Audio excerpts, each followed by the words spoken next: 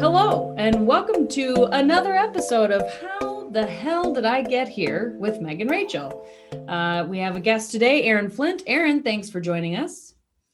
Hey, great to be with you. Thanks. Yeah. So we'll read Aaron's bio and then we'll let him tell us all kinds of fancy stories. All right.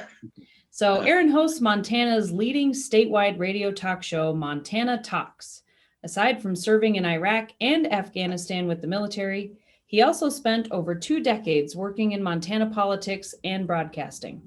His work has been featured nationally by Fox Business, The Drudge Report, Huffington Post, Politico, and others. As an officer in the Army National Guard, he served 4 military tours overseas, including time in Iraq, Afghanistan, the Horn of Africa, and the Arabian Peninsula. Holy buckets. I know, how the hell? That's what I mean. He's got a lot of stories. Can't wait. All of them. So Aaron, tell us a little bit about your journey and your career and your moment or series of moments where you looked up and thought, how the hell did I get here? I thought you guys were telling your stories. You're like the experts here, but yeah. Nope, you're up. With that bio, you can't get out of telling at least one good story. That's right. So. Yeah, I don't know if I got it. Yeah, it's kind of funny. Being a kid who grew up on the High Line of Montana, which, small towns all along.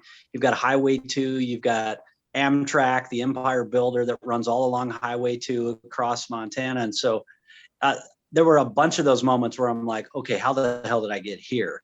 When I was thinking about it, I was like, man, I really should prepare for this. I should pick one thing, but it's hard to really pick one thing because, as a kid who just grew up in a small town, and then I don't describe myself as a military brat. I describe myself as a divorced brat because my parents, a lot of military brats, they'll live all over the world because their parents are in the military. Well, my parents weren't in the military, but they were divorced and then they both remarried. So I moved all over the place.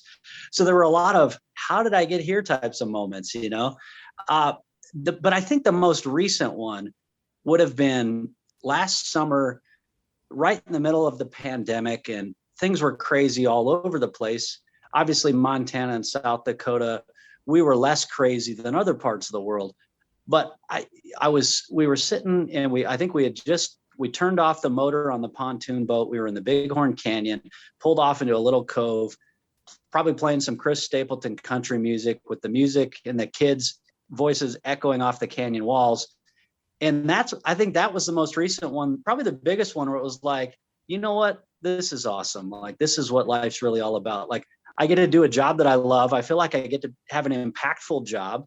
I get to talk to anybody I want to talk to, frankly, and even some people I don't want to talk to sometimes. You know what I mean? We know your pain. We know your pain. That's right. Yeah. But at the end of the day, like, man, I can still go camping and boating on the weekends. And, man, I could have been stuck in DC in the middle of the pandemic and stuck in traffic on the way to and from work, or stuck with some of the most severe COVID restrictions and lockdowns in the country, or, where you don't even see your family. And then you don't even really have that great of a job. Like, maybe on paper it looks great, but let's be honest, it's really not that great of a job. I'm like, so I get to have a job that's impactful, that I love. And I have basically a 15 commute to and from work. Yeah, and I get and I can take off in the afternoon and go to the lake if I want to. Yeah, I get up early in the morning for radio, but so I think that was a moment where it was like, man, this is when life is really good. Like, man, I'm really living life right now. So I felt blessed in that regard.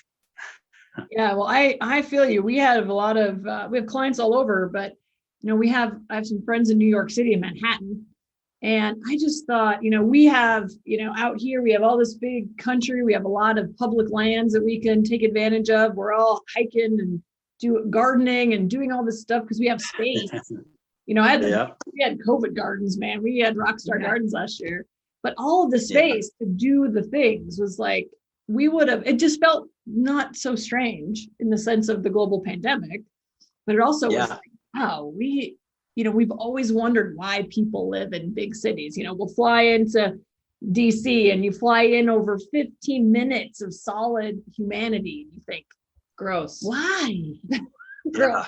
Yeah. And now I think everyone's getting a little bit of a taste of what we have, which is no commute, getting to do, work from, have a work environment that's successful for you and your family. I think we're kind of on the leading edge of this thing, frankly. Yeah. Well, yeah, like we have people that work in radio in New York City, and yeah, they're sitting on a train or in traffic for an hour just to get to work. I mean, think about how many more hours of their life they got back in a good way from that standpoint. Those who were able to work remotely, or like I've got a cousin who's working for a really prominent tech firm. She recently graduated college, working for a really cool, trendy tech company in New York City. Well, she had fun in New York City. She was loving New York City, but then everything gets shut down. Okay, yeah, but she still gets to work for that cool, trendy New York City company. But now she can be in, Glasgow, Montana, or Missoula, Montana, or Seattle, wherever she wants to be, frankly. So hopefully some of this kind of sticks around in that regard. Yeah, we're seeing a lot of out-of-towners around here. I know you've had that for a while, so we're not sure we love that trend, but Yeah. Well, I think it's funny. We're having a great conversation between three fairly chaos tolerant people about, oh, look at all this change. This is fancy. Maybe it'll be better. And in the meanwhile, our order tolerant brethren are like, well, someday soon, everything will return to normal. And I'm like, oh, honey, there's no normal left. It's not going to go back the way it was exactly. So we don't. It's okay. We don't. I think that's a great segue to Aaron's independent. So Aaron's an independent in our world, which means, of course, that he is more chaos tolerant than the average. Way outnumbered, Aaron, by the way, us chaos tolerant people. And so really? It's interesting to read most people are much more prefer more structure in their life than the people in this room do anyway. And so how do you think that your career or your sort of arc of your life to this point has been affected by your ability to deal with chaotic situations? Yeah, and I don't know, I guess when you kind of just grow up moving around all the time and everything, you're used to kind of adapting anyway. But it was funny, I took your Helix survey and it was awesome. And it was funny, I read the results and I was like, holy cow, this is spot on. And I sent it to my wife. She's like, that's me too. Like, so we're both a little chaotic. So, but I think for me, I just kind of grew up always kind of, changing things up. So in a way you kind of get used to that. But now it's kind of like, what I love about talk radio is every day is kind of like chaos. Like I'll have people, hey, do you schedule guests? And I'm like, well, sometimes, maybe I'll schedule a guest. Like if I know somebody's only going to be in town 2 weeks from now and I want to get them while they're in town. Yeah. But usually I don't want to schedule guests because I don't know what's going to happen today that's going to fundamentally change the direction of what people want to talk about tomorrow. So if I book my show full of guests, I've now locked myself into something when something way better to talk about could happen. And so it is kind of funny how talk radio kind of ties in with that Helix Assessment survey. So it's funny because I feel like life has gotten so much simpler in a very good way, in the past year, because, hey, I don't have to travel as much, at least for work. I can travel more with the camper and the boat, you know what I mean? But for talk radio, day-to-day life is chaotic enough. Like, what are we going to talk about today that it's like, okay, now I can just relax at home and enjoy not so much chaos, but I think if I tried to plan everything out doing what I do, it would be boring. It would be stale because you have to leave room for the unplanned. I remember when I worked in TV, when I just got back from Iraq, got my first TV job in Billings, Montana at KTVQ television. And I remember one of the camera guys, because they're usually the people to talk to. The reporters think they know it all, but the men and the women behind the camera, they're the ones just sitting there listening and observing everything. So they're the ones that really know what's going on. And I'll never forget Paul Humphrey. He said, don't overproduce the show. You got to leave some room for the stories. You got to leave some room to let it all develop. And so I think that can kind of go with anything for those of us who are a little more independent, I guess, to where like, hey, if we overproduce everything, we don't leave room for what needs to happen or what could happen, Sure, but I bet there's some shows that we could think of that clearly plan. They're more of the maybe investigation type where they do months of research and that's not those aren't independents. So it's interesting how the words you're saying, if you weren't tuned that way, either you probably wouldn't have this job or else you would just have a very different show. And so it's really interesting that you're kind of leaning into that chaos and the style of show that you've chosen to create. So it's pretty. Your station programmer at the same time is like pulling their hair out. Aaron doesn't know who's going to be on the show today, or what is he going to talk about? He says, well, who knows what might come up. I always love that when I was in radio. Our programmers were like, what, you're having a guest all of a sudden on the morning show? We have all of the ads planned out. We can't work around it. The guy who ran the station at the time would say, it'll be fine. And he'd go in the system and click delete, delete, delete for the ads. And then they were like, I spent so much time doing that. So drive some other people crazy. Well, we need those people in our lives. Oh, so much. Just to actually do the things. Yeah. Well, that's what's great. We have a great producer, and I'd be interested to see him take this same survey, because it would probably be the complete opposite, because he like gets everything done. He never misses anything. Like if he has a list of 10 things to do every day in front of him, he will get it done. And you're like, holy cow, I can't believe he remembered all of that, because I would have spaced half of them. And this guy gets everything done, never skips a beat. And I'm like, how does he do that? But so it's probably a totally different personality type altogether. Yeah. We need those people in our lives. We drive them crazy, but we need them. We do so much. Yeah. Okay, Aaron, bonus question.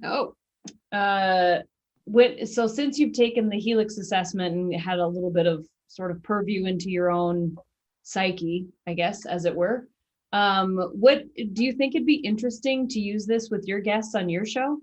Would it inform you at all about how they might respond, or what they might think, or what kind of show you'd have with those guests? That's a good question. I think it could be a ton of fun, especially because we might get business leaders or political leaders or entertainers.